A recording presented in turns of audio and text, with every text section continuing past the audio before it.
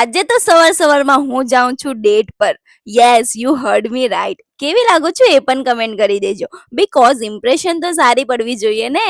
Just kidding, હું જાઉં છું મારી ફ્રેન્ડને મળવા માટે બીકોઝ એ જાય છે હવે વેકેશન પર, એટલે મે બી 1 મંથ જેવું હવે અમે લોકો નહીં મળશું. તો વિચાર્યું થોડી ગોસિપ કરી લઈએ. પછી ઘરે આવીને હું જેવી એડિટિંગ કરવા બેઠી એવો જ પાવર કટ થઈ ગયો અને બહાર પણ એકદમ અંધારું થઈ ગયું, જાણે હમણાં જ વરસાદ પડવાનો હોય એવી રીતે. પછી અમારા લોકોએ જવાનું હતું મેરેજમાં, તો અમે લોકો થઈ ગયા રેડી. મમ્મી પપ્પા તો ઓલરેડી ત્યાં જવા માટે નીકળી ગયા છે. હું અને મારા આ બંને ભાઈઓ સાથે જવાના છે, એ પણ ટ્રિપલી.